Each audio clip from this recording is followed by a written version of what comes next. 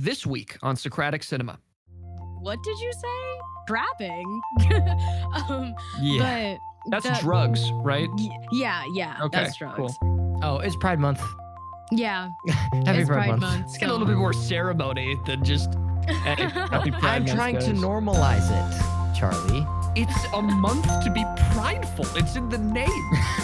But then they talk and they're like, just get the Infinity Stones. It's like, dude, I can't get any. Welcome back to another episode of Socratic Cinema. My name is Charlie Heatherly. My name is James DeLisio. And I'm Kasey Clark. And James is supposed to talk now. Oh, I think. I'm so used to you taking it from there. I'm so sorry. Did you guys know it's a holiday today? Today? Well, what holiday is it, James? Yeah. It's a big holiday. I'm surprised you don't know. We have a 3-day weekend because of it. Mm. Oh, You know I what know it what is? you're talking about. I know Oh, the one. yeah. Yeah. Say it with me on 3. Ready? Okay. 1, 2, 3. International Patron Day. Yay. We did it. You can tell we planned that. Yeah, totally. By the way, it's totally not Memorial Day weekend while we're recording this. It's International Patron Day weekend. Anyways, to celebrate this holiday that is not made up by us, we wanted to take a moment to thank this month's patrons who so generously have decided to support the Socratic Cinema podcast. Thank you from the bottom of our hearts. I'm shouting out. I'm talking to John DeLisio. I'm talking to Rachel DeLisio. I'm talking to Samuel Copeland. I'm talking to Emma Rudder. I'm talking to Jeanette Clark. I'm talking to Heather and Michael Clark and all our other anonymous patrons who wish to remain unnamed. You guys are strong. You guys are powerful, brave, You better affirm them. beautiful. Never let anyone tell you, you can conquer the world if you want to.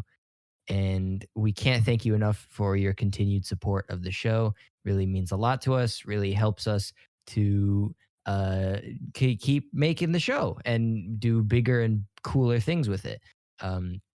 So if we hope you'll continue to support us, and to anyone listening right now, if you feel so inclined, like if Saint Patron is sort of like you feel the call to donate, consider supporting the Socratic Cinema podcast for as little as $1 a month at patreon.com/Socratic Cinema. Or you can do one-time donations, or you can just tell your friends. That's more than enough. Just tell your friend to listen to an episode, and you're already doing your part. So thank you again so much to everyone who supported us as we just hit our 2-year milestone. Feeling very blessed.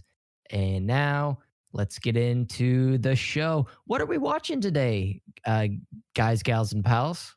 Oh, well, today we're watching a very special episode or movie at guys, I run a podcast and I can't talk. We're watching a very special movie, and as a straight white male, I feel very connected to this film. It is Moonlight. That was a joke, by the way. You need to, when you be sarcastic, you have to make it super obvious that It's not fun though when you do that, right? Because then everyone knows. I like to keep people on their toes. But yeah, we're talking about Moonlight, which is not a movie about straight white males. It is a movie about gay black men. So sort of just flip every single word that I talked about in there except for male, and then you got Moonlight. Very good movie. I think this won the Oscar for Best Picture in the year that it came out. So very prestigious, very good film. And I think we're going to have some really good discussions today about it, our perception of it, some of the great cinematography, all that jazz. I would like to start off with eeny, meeny, miny, James, your point of view on the film. What do you think? Ooh, I'm up first. All right. Well, I enjoyed watching Moonlight very much. I really didn't know much about it going in, except for that there was that whole debacle between Moonlight and La La Land at the Oscars. That's about all I knew about the movie. And for a while, I had it mixed up. I thought that I forgot whether Moonlight or La La Land wound up actually winning, It was Moonlight, right? Yeah. Okay, for sure. Anyways, I really liked this movie. First of all, just like visually stunning, beautiful. The way it's shot is so interesting to me. I think they do a lot of really, really interesting things with depth of field and focus, and just like the lenses they must have used. It has a very distinct visual look to it that it's just very distinct, and it's something I haven't really seen done a lot. Um, I really digged the kind of like 3-act structure of the movie. I thought that was very cool. I do think the third act maybe I think it lagged a little compared to the other two. Like I think acts 1 and 2 were just like so good. Um and then I don't know, just in my opinion, I feel like the third act maybe didn't like compare quite as much, but that's one of my few nitpicks. I really liked it. I will say, I think it's a difficult movie to grasp. Like, it's very complex, I think, and very subtle. It's a very subtle film. Um, and I think if you watch it sort of surface level, it can be easy to watch it and be like, well, like, what's the point? Like, what were we supposed to learn? You know? Uh, it reminds me in that way, like a lot of the 2021 Oscar movies, where it's slower, more methodical. It's not very in your face with anything. It's more like it's giving you a portrait of someone's life, and you infer from it what you will. But overall, beautiful movie. I'm also going to say here now, this is an R-rated movie, and it discusses mature and adult themes. Blah blah blah. Disclaimer: if you're like 7, don't listen. R-rated movie, family podcast, but it's an R-rated movie. So just, commonsensemedia.org, whatever. Anyways, I just had to cover our bases. Parental discretion is advised. That's all. That's the end of my take. No lawsuits. If I see a lawsuit, I am throwing it out. Yeah. I am Socratic Cinema's entire legal team. You and Ray Fisher. Yeah, you and Ray Fisher. Neither of us have any experiences being lawyers, but hey, I took AP Gov, so I know the Constitution. Heck yeah. I can do the finger trick. So just saying, I'm a little bit of a big shot. But shout out Menlove. Yeah, shout out Mr. Menlove. Gang, gang. Moving swiftly onwards to Kasey. What did you think about the film? Oh my gosh. Okay, I'm gonna try to be as. Ooh, this film makes me feel all sorts of things. Like, it's an amazingly beautiful film. I was crying like nearly the entire time. Like, it really puts you in your feelings. Because it's just, the story is so incredibly beautiful. Like, I think James really summed it up nicely when he's was comparing it to, like, it's a portrait of someone's life that you kind of have to take what you will. I feel like that's a beautiful way to describe it. I do agree that the first and second acts of the movie were stronger than I think the third one, but I love the movie as a whole. Like, I've watched it a few times, and it really doesn't lose its lose its spark. It really is very, very impactful, especially because it tackles things like being African American, male, and being queer, and how that's perceived, and how you have to like deal with that on a like deeper level, especially growing up in a rough as rough as a place as Chiron was in. I believe they were in Miami, like the Miami projects. Mhm. And it's just it's crazy, and I just love the story, because I know, like, especially this year, we've been talking a lot about like, we need more diverse stories for minorities, and I was like, this is what I've been talking about. Like, it's not really focusing on like like black torture, like how most films right now are Yeah. looking at it, but it's just focusing on like the struggle of a coming of age movie. Yeah, it's yeah. Mhm. I hear you. Yeah, and it's just so good, and I want more movies like this, please. But yeah, that's a beautiful movie. Yeah, amazing. Yeah, no, totally. I think I agree with pretty much every single point that you said. I was not in tears during the movie, but I rarely cry at films unless it's a really awesome scene or it's Andy giving away his toys in Toy Story 3. No shot. Bro. That is heartbreaking. But let me set the scene a little bit for how I came into this movie. Because I am a proud film critic and I am also a proud man who brings his own opinions into everything that he watches or does. So coming in with an open mind, I try to, but in reality, I'm always coming in with some sort of preconceived notion. And my notion about this movie was that it went up against La La Land. I really liked La La Land. La La Land got robbed. Therefore, this movie is sort of on my hit list. And I'm sort of I feel hoping that. I it's hear not you. as good as La La Land. I came in with that, and I'll be honest with it. I was like, oh, this is going to be so Oscar baity. Oh, I probably just won the Academy for, XYZ. But I have to say I'm entirely convinced otherwise. I think from frame, not frame one, but very early on in the movie, you get a really good idea of this movie's style of storytelling. It is raw, it is real, and it feels very natural. Typically in some movies, you get lines that feel like they were crafted by a writer. I forgot which movie I was watching recently. Oh, Army of the Dead by Zack Snyder. Tons of lines in that movie. You're like, some guy sat in a studio and he smiled as he wrote this because he felt so proud of himself.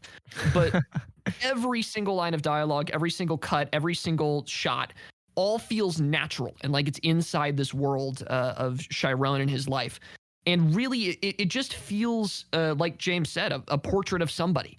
Like this is a real living person, which I think is an incredible achievement for any film to have, is to make you feel like this person is a real living character. And it is unique in that it is a coming of age story that uses this 3-act structure in different points in Chiron's life. So it's not just like this is the last week of high school. It's not like Booksmart in that regard. It is very all encompassing. I've never seen Boyhood. In my mind, it's sort of a similar concept to Boyhood. Do you guys know that movie? I've heard. Yeah. I remember seeing like trailers for it, but I've never seen it. Yeah. The thing with that movie is that they had the same actor and they shot it over the course of like, I don't know, 20 years or whatever. Wait, seriously? Yeah. Mhm, yeah. Like, Whoa, that's incredible. Because they use the same kid, right? yeah, same kid all the Yeah. way through. What? Yeah, Yeah. it's insane. Now I really want to watch it. Yeah, Boyhood has a really cool concept, but it's similar to this movie, not in that it uses the same actor, but in that it tries to show an entire person's life and how they come through their struggles and all those emotions and things like that. And really, I will say that the third act sort of lagged, but the first 2 acts are so good, I don't really care.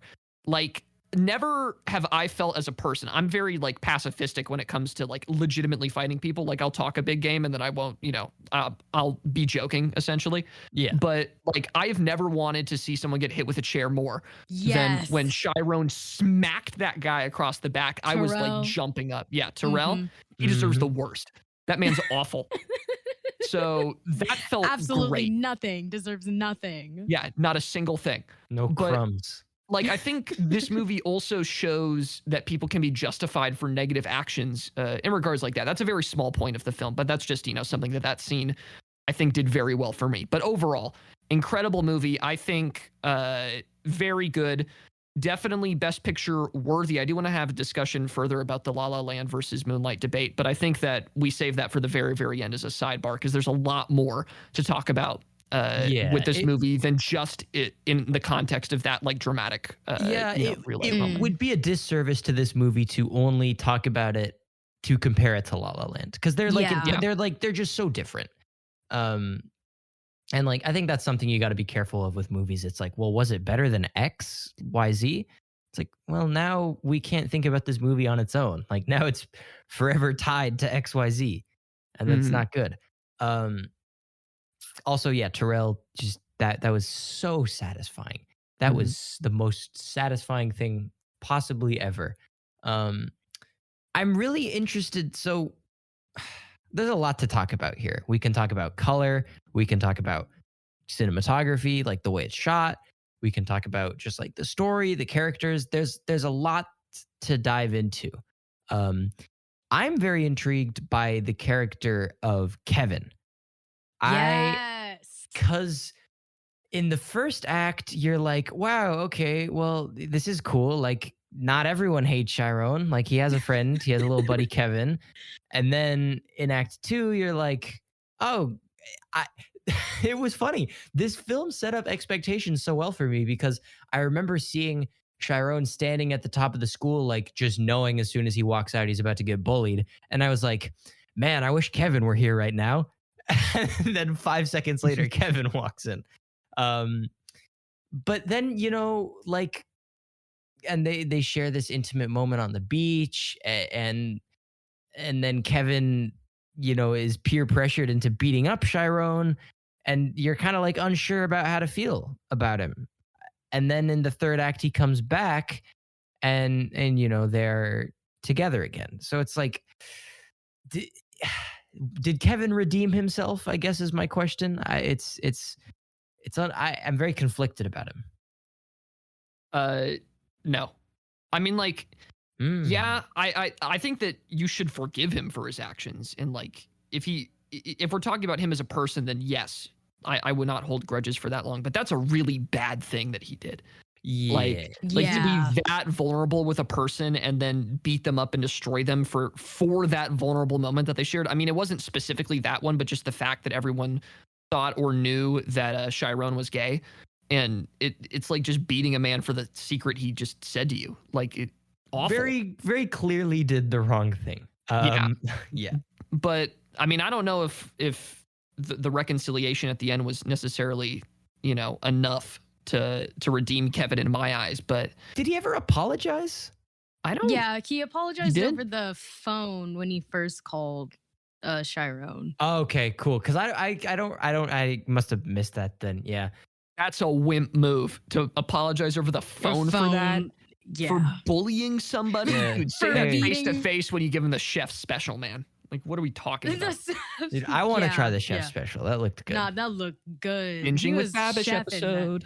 Wait, is that? Oh, that has to be right. Yeah, no, it totally is a binging with In fact, I think I have his cookbook. I think that is one of the dishes in his cookbook. So guys, let's all come to my house and cook that. Yes, I am All right. so down for that. Well, you cook it because you're the chef, right? It's the chef special. Make me do all the work. Yeah. Okay. Yeah. So Kevin was an interesting thing. I think a lot of the characters are very like, aside from Teresa and Juan, who are just these shining emblems of goodness. They deserve the Mhm. world. I love them with my whole heart. Everyone else in this movie is very much like conflicted. Like Paula. I mean, Oh man. in when we first meet her, it's like, oh, she's just a protective mother, right? Because Charlie and Kasey watched this movie before me, and they were like complaining about Paula the whole time. They're like, man, this mom sucks. She's terrible. And then I watched it, and I met her in the first scene, and I was like, oh, she's just like, she doesn't seem that bad. Like, she's just protective. And then she falls into the drugs and the abuse, and it's just bad. But then, like, she kind of tries to redeem herself in the third act too. I think my problem with the third act is it's a lot of like, clearly so much has happened between parts 2 and 3. Like that, and I think that's Yeah. part of the point. Like, Chiron's practically a different person. But I feel like there were so many reconciliations and redemptions that I don't know, just because of the structure they chose to go with, I don't know if they were earned or not, Like, I don't know if I probably would have bought Paula's redemption more if I had more like time with it, I guess. That is what I'm trying to get at. But I want to know what you guys think, because I think in that aspect, the 3-act structure may have hurt a little bit more, because like you really only have like 3 40-minute batches to work with these characters, and like there's years and years between those 40-minute chunks, so it's hard to do. And I think overall this movie did a good job developing its characters over these like crazy time skips and not making it feel super jarring. But especially from Act 2 to 3, it just felt like I was like, there was a missing piece in there somewhere. Yeah, I mean, I could totally see that. It felt very much like a huge time skip, But I sort of like all these wishy-washy redemptions just because they're how real redemptions work. Like, you're never going to get a black or white, I'm sorry, I forgive you type issue.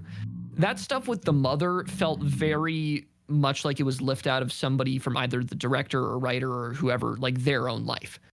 So I am in favor of some of the ways that they did that and some of the ways that they're making the audience interpret whether or not that was earned.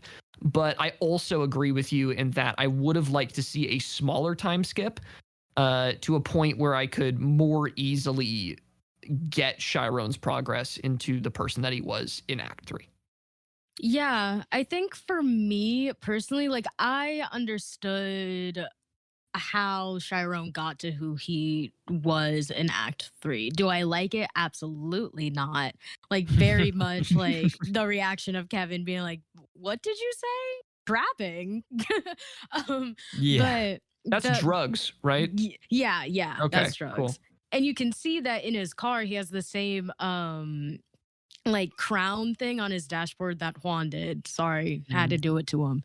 Um that got me. I think Oh, I the didn't even notice. Yeah. Mhm. Yeah. Wow. Yeah, I think it's like a I don't know if maybe he got it from him or from Teresa, Yeah, I probably don't from know. Teresa or something like that. But I feel like it has some significance to running the block, but I don't know. I can't necessarily speak on that. But I definitely understand to a base point why he became like a dealer. Simply looking at like the amount of stability in his life, the only time that like he felt supported or safe was with Juan, and Juan had this sort of like aura and protection, which I mean, I'm assuming that will we end part one with Chiron kind of talking to Juan about literally selling drugs to his mother. And then how he, you know, kind of bursts out um of the house and like we never really see Juan again. Yeah. We're assuming that Juan's dead I or hope that yeah. I think it's pretty clear that yeah, they're pretty clear that he died. that he died. I Yeah. hope that Mhm. wasn't the last time Chiron and Juan interacted. Me too. I don't And want to think about it too much. I don't Yeah. I hope it isn't, and I don't think it is because like I mean, he still seems pretty like it seems that he's still like sees Teresa pretty frequently in part 2. Yeah.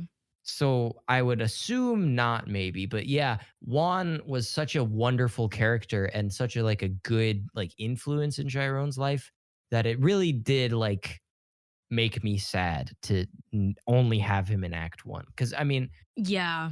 and not to mention that I'm sorry, I struggle. Ali's performance was Oh, incredible. Mahershala. Mahershala. By the way, this has sold me that he's going to do great as Blade.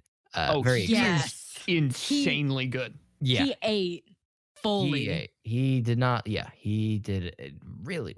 Wow. Just really good acting all around, honestly. Mhm. Like that's something I did. I wonder, I need to research what, you know, other awards this movie won because I hope there was some actor wins in here somewhere. I think Yeah. Mahershala got something. There's He no did way get he did. something. I think he got best supporting. Here, I'll research. You guys keep But casting. honestly, the cast was pretty stacked. Like even the actor who played teenage Kevin, he went on to do When They See Us, and like Oh. and When They See Us was insane. I don't know who I don't know what teenage Chiron went and did, but it was a really like pretty stacked cast. Like even though some of the you have like the big names like Janelle Monáe and then Mahershala Ali. Wait. Um, Oh, teenage Kevin was Smush in Concrete Cowboy. yeah, he was. Yeah. Oh, cool. Yeah. So it's great. I feel like the casting department did what they needed to do for sure. And especially the age progression, like how all of them um like Chiron from being like elementary school, high school to an adult. Like you can see it and even like their facial structures because even like when I was looking at Trevante Rhodes, I was like, you know, as you do. Um I was like, Mhm. okay, like I can't necessarily like see how the teenage Chiron goes to be this like um adult Trevante Rhodes, but then they did like this zoom in on his face and their facial structures actually look really similar. And I was like, Yeah. dang, that's Yeah. insane. And yeah, it's just brilliant, honestly. Oh my, well, yeah, totally. Like between the two younger versions, it's almost like it seems like it's the same actor. It's really impressive. But Yeah. I'm looking at the director's filmography. Barry Jenkins the third, possibly. I don't know. There's like a line on his IMDb. Uh, Really stacked filmography. If Beale Street Could Talk, he had Hmm. Moonlight. He's doing the Underground Railroad series right now. And he's due for a movie very soon. It seems like, hold on, let me go back to his director credits. He's going to do a Lion King prequel, Mm? Oh, which is, oh, what do you guys think about that? Because his filmography is very much dealing with modern black issues in America. At least from like Beale Street, from this movie, from Last Black Man in San Francisco. A lot of that is what he does. So, what do you think about Lion King prequel? well, I mean, honest, as long as it's not like the Lion King 2.5 or whatever that was called. Because I'd Mhm. love to just forget that that happened. Like, I mean, I feel like if it's done well in a way, it could work. Like I think looking at his filmography and his skills, like he can talk, like he can direct, you know, like he can do his Mhm. thing. But it's just it's really going to come down to like the content of the movie, I think. yeah, I don't understand the new Disney meta of prequels to like the Disney meta for a while was live action remakes of everything. Now it's live action prequels to everything. Like Cruella, now this. It's like why? I don't Mhm. think Cruella I haven't Cruella's seen supposed to be good. I know, but I also don't think it's a movie that needed to exist. Like I never once have said, "Man, I wish we had a whole movie about Cruella de Vil." This is true. Well, okay, this actually sort of sounds interesting. The Untitled Lion King prequel. Simba, having become king of the Pride Lands, is determined for his cub to follow in his footsteps while the origins of his late father Mufasa are explored. I'm actually sort of down for Oh, that. so it's kind of a prequel slash sequel. Yeah, it's like two. I'm assuming it's two main storylines culminating in probably like a theme of generational, knowledge or whatever. Like passing on the lessons to your younger son. So it's basically a Lion King, but imagine it's from Mufasa's perspective and it's his moral lesson that he learns. That sounds cool. Oh, Yeah, I'm down that's with that. interesting. Yeah. Uh, And I mean, in the second one, they kind of did, well, they more forced the Romeo and Juliet like thing following the Shakespeare. Have you guys seen the second Lion King? No, nah, Really? Dang. nah. Yeah, it kind of I went have straight to taste. video anyway. Oh, okay. I'm sorry, second Lion King. If Bro, it if you was, have a yeah. 2.5 in your title, I'm not watching you.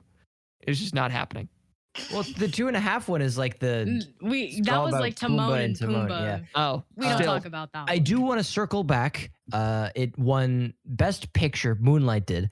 It won Best Picture. Uh, Mahershala Ali won Best Performance by an actor in a supporting role, and it also won Best Adapted Screenplay. What I'm wondering what it was adapted from. Like, was this a book or what? Um, Oh shoot. Hmm. Naomi Harris, the actress of Paula, got nominated for Best Actress in a Supporting Role. Barry She Jenkins kind was of ate. she She kind of ate. ate. Barry Mhm. Jenkins was nominated for Best Achievement in Directing. It got nominated for Cinematography, Editing, and Score. So this was like a big. This was maybe not like the Nomadland of 2016 or 2017, but like the What's the movie that got like the second most nominations? But yeah, this movie ate at the Oscars for sure. Yes. Honestly, because when you think of the Oscars, like you definitely think of like, yeah, Moonlight got a lot, and then you think definitely like Parasite just swept. And Yeah. then you like this year, there was a decent amount of films that got like a lot of Yeah, like a lot of Nomadland, wins. Mank. Nomadland. They Yeah, they Mank. double triple dipped. Mhm. And for what? And for what? And Mank. Hey, apparently Mank was good. I refuse to watch it. Yeah, Same. it won't happen. And well, wait, guys, we didn't even touch on like the theme of why we're doing Moonlight in the first place. Oh, it's Pride Month. Yeah, Happy it's Pride Month. Let's get a little bit more ceremony than just. Hey, happy Pride I'm Month, trying to guys. normalize it, Charlie. It's a month to be prideful. It's in the name. This is the battle. Do we normalize or do we celebrate? Why not both? Both. Cheers to that, Socratic cinema. Pat ourselves Heck on the yeah. back Can a we little get bit. a We're such good people. logo, James? We the best. Do you want a rainbow logo? We the best podcast. Please, I was so scared for where that was going. What did you think I was gonna say? I don't know. DJ Khaled's. Yeah, I we don't have to know be where he careful with you, goes. James. You're tiptoeing across a very fine line right now. Listen, I don't want to. Let's not chill. All right. Let's talk about the Man. color blue. Can we do that? I was about to, yeah, let's talk about the color blue because I could write a whole dissertation. But let me start with how every single time there's like an emotionally vulnerable like situation, either someone's wearing the color blue or it's like somehow reflected on someone. I love the color blue. I was living anyways. 10 out of Yeah. 10 out of 10. It's oh like- my God. It relates to the title of the movie. It's the whole like blue is the name of the game here. We got right Moonlight, black, the whole thing. It's like black boys look blue in the moonlight, right? Is like that's like the line. Is that from something? I feel like that's from something, like a song or something. No, I the think it's black just boys cool. look blue in the moonlight. Yeah, Great line. I feel like I've I think heard it's that just somewhere a great before. line. Well, maybe it is. It probably. I don't know. is. Anyways, so yeah, I mean, and there's a whole lot to like dig into there. Like, oh, you're more than like what people define you as. Like, oh, you're black, yeah, but I look blue in the moonlight. Like, you're more than like appearances. The thematic content is rich here. So good. And then you're like they take the blue and they just use it. And especially I like the ocean, like kind of not symbolism, but like the recurring ocean thing as another sort of symbol, I guess, for vulnerability. And the ocean's blue, so that checks out. I think there's at least one like vulnerable ocean scene in each act, or at least like I mean, there's one teaching Chiron how to swim in Act 1, which is like possibly one of the best scenes of the whole movie. There's the scene between Kevin and Chiron on the beach in Act 2. I don't think there's a beach scene in Act 3, but when they're like reconciling in Kevin's apartment, you can hear the tide, I think. Yeah, well, when they're walking up to Kevin's apartment, Chiron looks behind him and there's like a path to the beach. So he kind of lives like on the beach front, which is so good. And the very last scene too, where like little Chiron is standing in the water at the end and he like looks back at the camera. That's a great shot. I love that. It's so good. And it's all blue, baby. And it is all blue. Like literally, I'm getting like emotional like thinking about it. Like it's such like a beautiful movie. Like, oh my God. It's like 2016 was the year of color in movies. Like this and La La Land. They were they really are color powerhouses. the use of pink with the mom.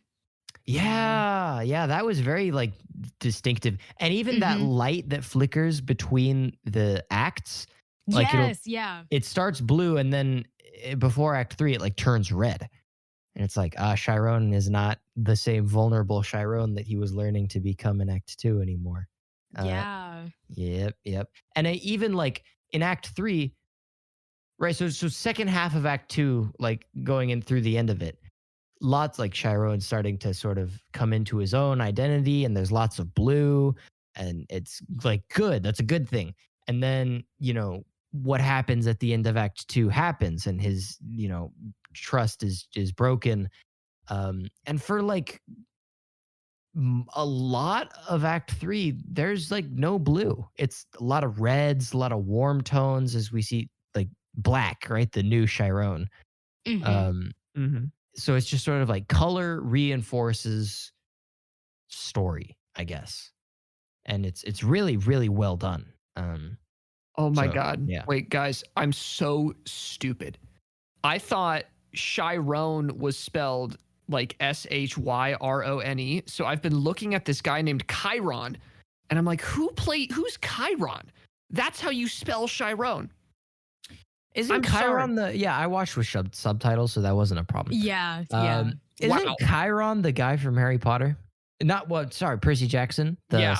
Yes. Centaur Yeah. guy? The centaur dude. Have been frantically searching, trying to figure out who the hell that guy was. You want to talk about the color blue? Let's talk about Percy Jackson and the. Oh my Oh, god. No. Yeah, but now on Socratic Cinema, I've learned to spell in addition to speak this episode. So I think I'm batting pretty well. That's a 2 for 2 right Yes. there. Hopefully, you learn to watch with subtitles next time. Illiteracy be damned. I love watching with subtitles, but sometimes, like I noticed, sometimes I'm staring more at the subtitles than the movie. Mhm. But with my ears and current Hollywood conventions of sound mixing, I'm not going to be able to hear what they're saying. I need the subtitles. Can we talk about that? Hollywood sound mixing is insane. Like the difference between dialogue and like the fight scenes is so drastic. It's impossible to ever pick like one volume to listen to a movie at. I've also noticed this awful thing I like to call like trailer speak, where every line spoken in a movie trailer is always so like gruff and breathy, and it's impossible to tell what they're saying, especially in stuff like Star Wars and Marvel movies where like you really want to like pick apart every line because it's like Star Wars, Marvel, you want to know what's happening. But then they talk and they're like, he's gonna just get his Infinity Stones. It's like, dude, I can't get anything from that. Yeah, no, I think that I think they need Riley Smith, an incredible audio producer and editor, to do their audio for them. That's Riley Smith. It'd help. Yeah. I mean, listen to how good we sound right now. Ding. Buttery. Ding. Wait, Riley could probably put on his resume he won the Socratic Cinema second year anniversary Editor of the Year award or whatever we gave him. Socratic Cinema LLC Best Editor of the Year. Heck That's yeah. totally resume. Oh my gosh. Speaking of which, hey, guys, our second year anniversary episode is out right now.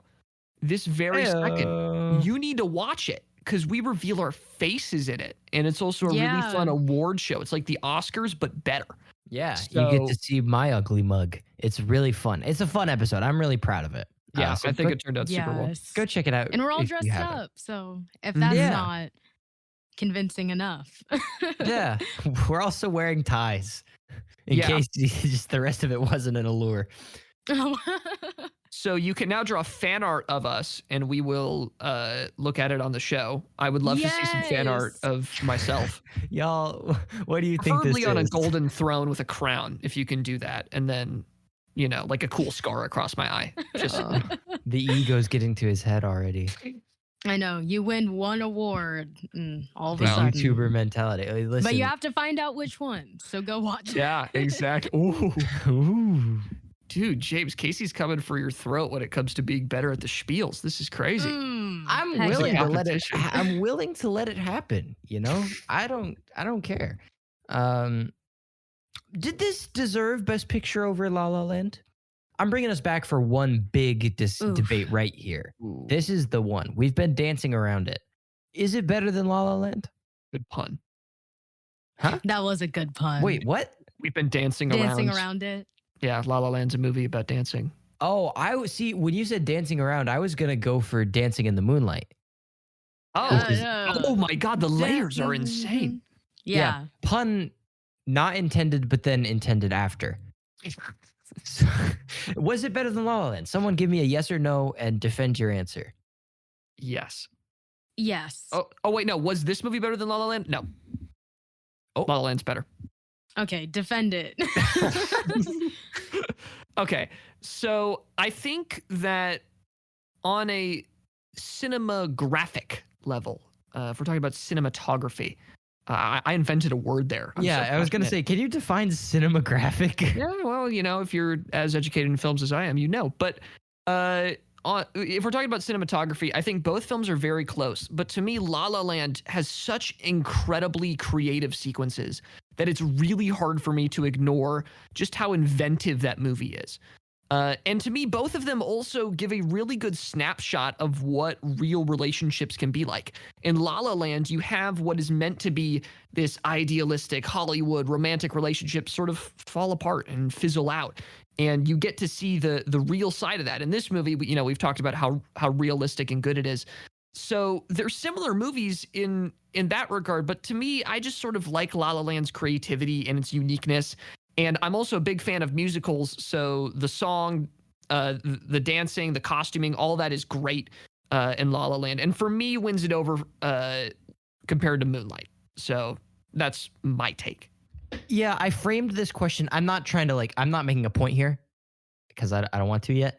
I framed this question in a very confrontational way. Because is it better than La La?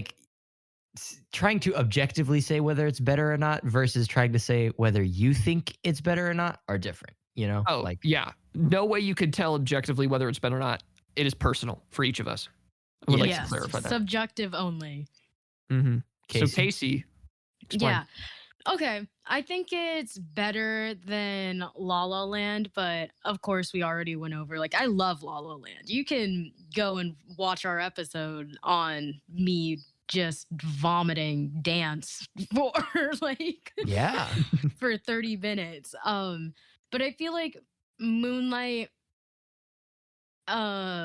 has this special quality to it. As fun as La La Land is, I feel like there's this depth to Moonlight.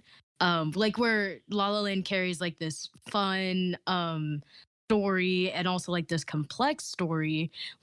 Moonlight tackles really, really big issues that haven't been completely looked at in ways that aren't either treated as a side quest or some stereotype or something derogatory. The fact that there was a whole movie about a dark skin queer man with a light skin queer might maybe bisexual love interest, and also having breaking down all these um not necessarily stereotypes. We have the drug dealer, but Mhm. he's the most influential and positive influence on this guy's life. We have the mom who was a nurse, but then she's also struggling with drug addiction, and we see her kind of coming out of that. I feel like there's just so many levels to Moonlight that you can sit in and pick apart forever, where you can kind of sit down and watch La La Land maybe twice and get what you're going to get out of it. But I feel like you can watch Moonlight several times, like I have, and kind of pull different perspectives, different points of view, and have it just completely transform you. I feel like it, especially watching it for me, why I was getting so emotional is that with a lot of movies, especially this is what happened when I was watching Spider-Man Into the Spider-Verse. This is a movie that needed to get made because there are people that need to see this. There are people, there are black, queer, teenagers or children who don't know what's going on with them or why they feel like this or why they're getting treated the way that they are. And to have a movie that explains, not explains that, but explores it, is just really, really important. Yeah, Charlie, Wow. I'm not gonna lie, it's hard to argue with that. Well, Um, counterpoint, Yellow Dress, City of Stars. Yellow Dress, City of Stars. yeah, I Most will say, I think Moonlight is a much more important movie than La La Land. La La Land is another like white person musical love story. Like I love that I almost said I love white people. I mean, I love that La La Land is about jazz and it highlights all these things I love. I mean, I probably personally enjoy watching La La Land more than Moonlight, but I like to think I'm mature enough to recognize that Moonlight is probably a more important movie than La La Land is. Like if one of these movies needs to be talked about, it's probably Moonlight. Um, just for the reasons Kasey said. Again, personally, I think I like watching La La Land better. But Moonlight is not supposed to be a comfortable movie. Like La La Land Yeah. is a delight to watch. It has a sad ending, but like La La Land is a like it's a fun watch for the most part. It's an engaging watch, I guess. Moonlight is it makes you like question and think and it's very mature and subversive and has so many layers, like Kasey was saying. Um, I think it's just like a different tier of filmmaking, you know? And again, like there's so many technical aspects of La La Land that I love, like the cinematography and the music and the color and all that. But it's like at its core, La La Land is a story that's been told before. Whereas Moonlight, I think, is something that like needed to be said, you know? Oh, for sure. And I Yeah. think that Moonlight is undoubtedly culturally the more important film. I guess to me, like if we're talking about best picture, I don't know. I don't like calling happy, enjoyable movies or like I think enjoyable, happy movies can be mature. And I No, think yeah. that Yeah. I think that very often mature and serious get conflated when mature can be also seen as like something like Chef, which is a very mature, very good film, which also happens to deal with very real relationships in a positive way. Like those True. movies, I think are Factual. important because so often a lot of the adult media that we consume is way more serious and deals with darker themes and things like that, which is why I enjoy La La Land, and why I personally would pick it over Moonlight. But I think a lot of the reason why we're gravitating towards our specific things is just because of the way that we like, you know, relate to the stories. Like the reason why James and I probably personally like La La Land more is because we don't really have a big personal connection to Moonlight. But I think it's very important to note that even if you don't have those personal connections, it's important to recognize a film based on its merits and as you guys have both said, the power and uniqueness of the story that it's telling. So, Mm. you Yeah, know, like can I personally relate to Chiron? No, not really. Can I still watch it and empathize and feel like I learned a lot and saw something that was important? Absolutely. Like no, Yeah. you know, hands down. Quite yeah, no questions asked. Like if I was an Academy Award voter, I probably personally would have voted for La La Land. But like at the same time, not at all mad that Moonlight won. Like no, not at all. yeah, Mhm. it's like totally. Yeah, I get it. And yeah, I'm bummed that La La Land didn't win just cuz like it's one of my favorite movies. I love it. But I think it's important that Moonlight did win for reasons we've just talked about for like an hour. Yeah. And I I think know this that, was going to be a short episode. I know. And then we always say that the ones we have nothing to say, we always say the most about. But like, yeah. And I think that what the Moonlight versus La La Land debate boils down to is the concept of choosing a best picture is stupid. Like, there is no Ooh. possible way that you can determine whether one of these movies was better than the other or one deserves to be the best picture or not, because every Yes. like you can examine it on different levels. People are judging this with different criteria. Like the argument for Moonlight is that it is an important film and it needs to be respected, and giving it an Academy Award like Best Picture is not only, you know, it's deserving of that, but it also shines light on a very important issue. While La La Land, a lot of people enjoyed watching that movie more because naturally it was a more happy film, and they're going to go with that instinct rather than, you know, the cultural instinct. So That's a good point. like people are judging these movies on different criteria, and yet we're conflating them as being in all one category. So I don't know. I like Best Picture as a novelty, but if you are seriously like choosing movies based on whether or not they're the best picture or like, oh, this one Best Picture, so it's better than this one, like that's ridiculous, and you know it's ridiculous. But yeah, off my soapbox. Well, Wow. final Good job, call. team. All right, the Moonlight train is about to roll out of the station here pretty quick, I think. Thank you all for joining us on this first episode of the month of June. Thank you again to all our patrons. If you enjoyed the episode, be sure to like and comment and subscribe and tell your friends and follow us on everything. If you leave a comment, we'll give it a little heart and write a little response because we love reading your comments. Please do, if you enjoy the show, please do consider telling your friends about it. If your friends, seem like they'd like it, word of mouth is the best form of advertising after all.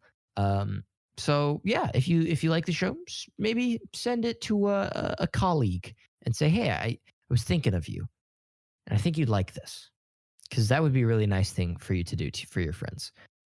Also, please, if you feel so inclined, if you feel so generous, if you're in a spirit of giving, consider tossing a couple coins our way at patreon.com/Socratic Cinema. You can also go to our website, socraticcinema.com, where you can find all our socials, and you can stay tuned and follow us on Twitter, where I'm trying to learn how to tweet as I tweet out updates about videos I'm working on. And we also post just stuff on our social media, so you should follow it if you like it.